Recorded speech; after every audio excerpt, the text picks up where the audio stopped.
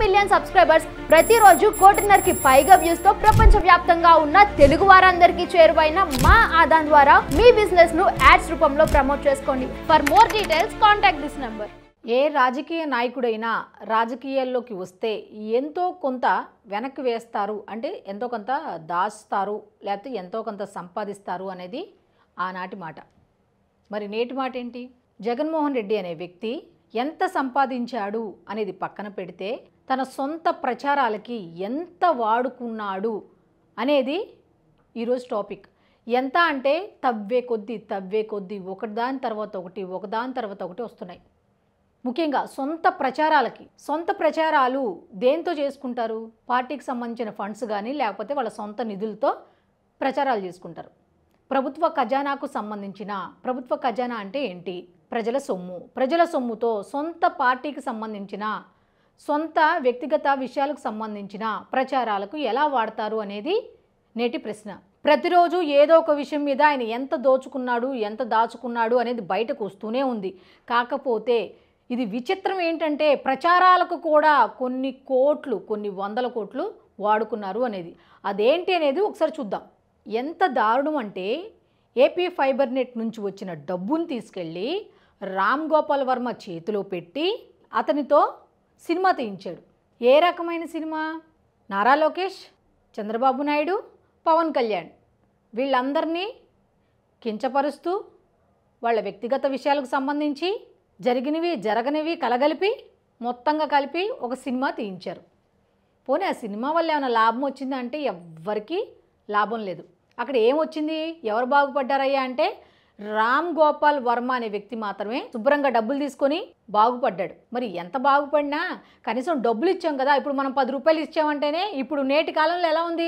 ఒక 10 రూపాయలు ఇచ్చాం, 50 రూపాయల పని ప్రతిఫలాన్ని ఆశిస్తాం. 2,15,00,000 రూపాయలకు పైగా ఈ సినిమా తీయటానికి, ఒక సినిమా తీయటానికి వాళ్ళని తిట్టడమే, ఆ ముగ్గురిని తిట్టడమే లక్ష్యంగా 2,10 నుంచి 15 లక్షల రూపాయల వరకు ఖర్చు చేశారంట. ఇది రామ్ గోపాల్ వర్మకి ఇచ్చారు, తీసుకున్నాడు, హ్యాపీగా ఫీల్ అయ్యాడు. అసలు ఇంతకీ అసలు విషయం ఏంటంటే రామ్ గోపాల్ వర్మకి ఎలాగో డబ్బులు ఇచ్చారు కదా, సినిమా తీయమని చెప్పి ఎంత ఖర్చు అవుతే అంతా 2,15,00,000 వరకు ఇచ్చారు, అవునా? మరి అలాంటప్పుడు ఈ రామ్ గోపాల్ వర్మతో ఏమైనా ప్రచారానికి వాడుకున్నారా అంటే అది లేదు. పోనీ సోషల్ మీడియాలో అతని చేత ఏమైనా డైరెక్ట్గా పోస్టులు ఏమైనా పెట్టించారా అంటే అది లేదు. అసలు అక్కడ 2,15,00,000 రూపాయలు కేవలం పవన్ కళ్యాణ్ని, చంద్రబాబు నాయుడు గారిని, నెక్స్ట్ నారా లోకేష్ గారిని, ఈ ముగ్గురిని తిట్టడానికి మాత్రమే ఉపయోగించారు. సినిమా తీయటానికి వీళ్ళ ముగ్గురు జీవితాల మీద ఇష్టం వచ్చినట్టు మాట్లాడడానికి మాత్రమే 2,15,00,000 రూపాయల వరకు వాడారు. ఈ లాభపడిన వ్యక్తి ఉన్నాడు కదా, ఎన్ఫోర్స్మెంట్ అధికారులు ఆల్రెడీ విషయాలన్నీ బయటికి లాగుతున్నారు. అయితే ఈ రామ్ గోపాల్ వర్మ అనే వ్యక్తి మీద మాత్రం కేసు నమోదు చేసే అవకాశాలు అయితే ఉన్నట్టుగా తెలుస్తోంది. ఈ విషయం మీద ఇదొకటేనా? ఇంకా ఉన్నాయి, చెప్తాను ఆగండి. ఇంకొకటి చెప్తా. అసలు ఎంత ఆశ్చర్యకరమైన విషయం అంటే ఇంట్లో పనిచేసే వాళ్ళకు కూడా, సాక్షిలో పనిచేసే వాళ్ళు, టీ ఇచ్చే వాళ్ళ దగ్గర నుంచి వాళ్ళ ప్రచార అస్త్రాలుగా వాడుకునే వాళ్ళ వరకు అన్ని జీతాలు. నెక్స్ట్ సోషల్ మీడియాలో వీళ్ళ గురించి ప్రోపకాండ చేస్తూ అవతల వారిని తిట్టే వాళ్ళకి జీతాలు, వాళ్ళ ఇళ్లలో పనిచేసే పని మనుషులకి, వాళ్ళ పార్టీ ఆఫీసులో పనిచేసే మనుషులకి, వాళ్ళ వ్యక్తిగత సహాయకులకి, అందరికీ డబ్బు ప్రజాధనం నుంచే దుర్వినియోగం. మొన్నటి వరకు ఒక విషయం మీద బాధపడుతున్నాం మనం. ఏంటి? జగన్కు సంబంధించి తాడేపల్లి క్యాంప్ ఆఫీస్లో, ఆయన ఆఫీస్లో, పార్టీ ఆఫీస్లో ఆయన్ని కలవటానికి వచ్చే నేతలకి టీ కాఫీలకే 3 కోట్ల పైగా వాడారు. పేపర్లకి, పెన్నులకి, ఆ ఫర్నిచర్కి కూడా కలిపి మొత్తంగా ఓవరాల్గా 5 నుంచి 6 కోట్లు అయింది అని చెప్పి అదొక లెక్క బయటకు వచ్చింది.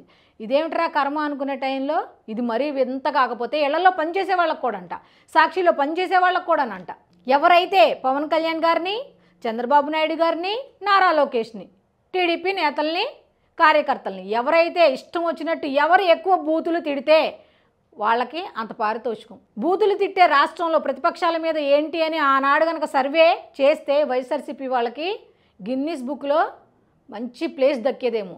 అంత దారుణంగా బిహేవ్ చేశారు. వాళ్ళంత పనిగట్టుకొని అంత పచ్చిబూతులు, సిగ్గు శరం లేకుండా వాళ్ళు మాట్లాడారంటే వాళ్ళకి ఏ రేంజ్లో డబ్బులు ముట్టాయి అనేది ఒకసారి ఆలోచించండి. వాళ్ళ కష్టార్జితం కాదు, అది ప్రజాధనమే.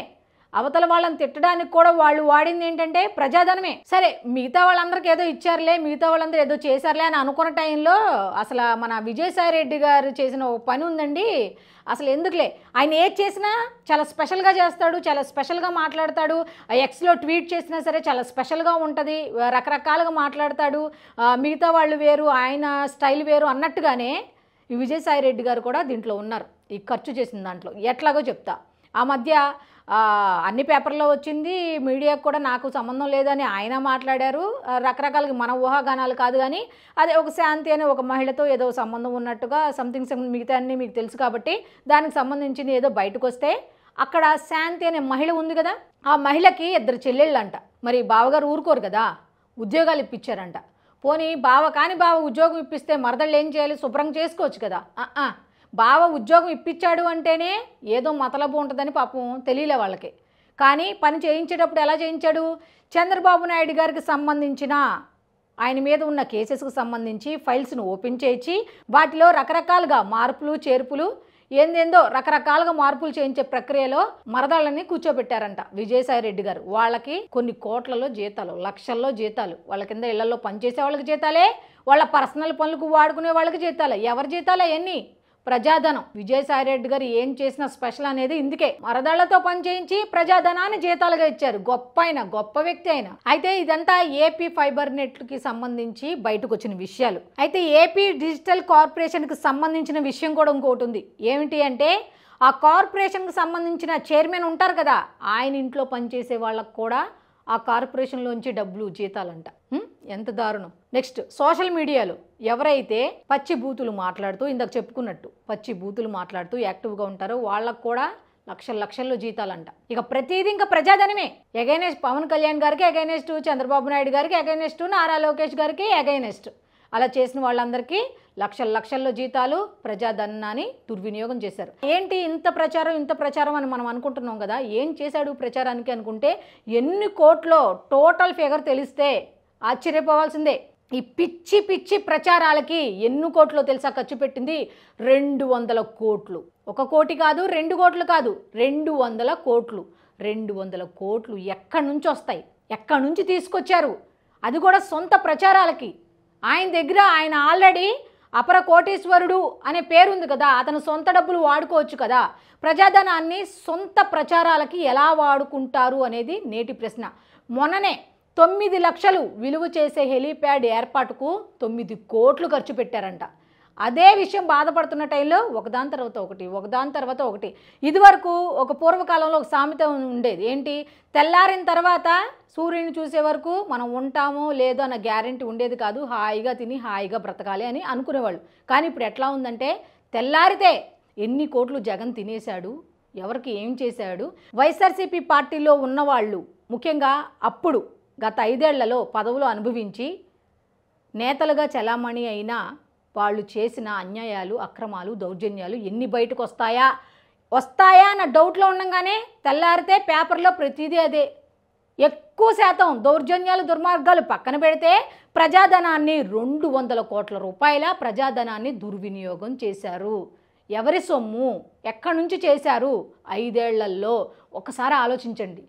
ఇంకా ఎన్నున్నాయి బయటికి, ఏమేమి వస్తాయి ఒక్కసారి. మామూలుగా చైర్మన్లు అంటే ఏమనుకుంటాం మనం, కొద్దిగా గొప్ప తెలిసిన వాళ్ళు ఉంటారు, వాళ్ళకి కావాల్సింది కొంచెం మంచి ఉద్యోగాలు ఏమైనా ఇప్పించడం, రికమెండేషన్ ఏమైనా తెచ్చుకుంటే ఉద్యోగాలు ఇప్పిస్తాం.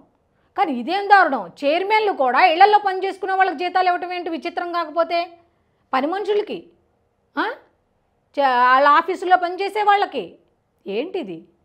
ఎక్కడి నుంచి వస్తున్నాయి? ప్రజాధనాన్ని మరి అంత దారుణంగా ఇంత విచ్చలవిడిగా వాడతారా? అయితే ఇంత జరుగుతున్నా ఈ 5 ఏళ్లలో ఒక్కొక్కటి వైఎస్ఆర్సీపీ వాళ్ళు చేసిన ప్రతి పని బయటకు వస్తున్నా చాలామంది అనుకునే మాట ఏంటంటే, ఇంత బట్టబయలుగా బయటకు వస్తుంటే ప్రస్తుత కూటమి నేతలు ఏం చేస్తున్నారు, ఎందుకు స్పందించడం లేదు అని చాలామంది అనుకుంటున్నారు. అయితే ఒక్కొక్కళ్ళు ఒక్కొక్క రకంగా. కొంతమంది ఏమో ఈ వైఎస్ఆర్సీపీ అధ్యక్షులు వైఎస్ జగన్మోహన్ రెడ్డి చేసిన హోల్స్ పూడ్చడానికే వాళ్ళకి 6 నెలలు సమయం పట్టింది. ఇప్పుడు ఇవన్నీ పట్టించుకుంటూ కూర్చుంటే ఆల్రెడీ అప్పుల ఊబిలో కూరుకుపోయిన ఆంధ్రప్రదేశ్ని బయటకు తీసుకురాలేం. రానివ్వండి, ఎన్నెన్ని బయటకు వస్తాయో అన్నిటికీ లెక్క చెబుదామని ఎదురు చూస్తున్నారు వాళ్ళు.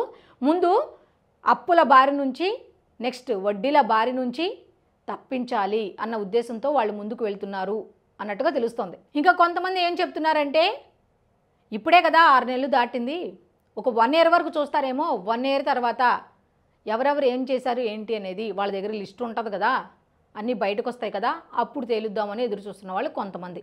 ఇలాగా ఎవరి ఊహాగానాలు వాళ్ళు. అయితే ఏం జరుగుతుంది ఏంటి, కూటమి నేతలు ఎందుకు స్పందించట్లేదు అనేది మనకి పూర్తిగా తెలియాలి అంటే నెక్స్ట్ చూడాల్సిందే. అప్పటి వరకు కూడా మనం ఏం చేయాలి, జగన్మోహన్ రెడ్డి ప్రజాధనాన్ని ఇంకా ఎంత దుర్వినియోగం చేశాడు, ఇంకా ప్రచారాలకు ఎంత వాడుకున్నాడు అనేది బయటకు వస్తూ ఉంటే చూస్తూ ఉండటం తప్ప మనమంటూ చేసేది ఏమీ లేదు. అది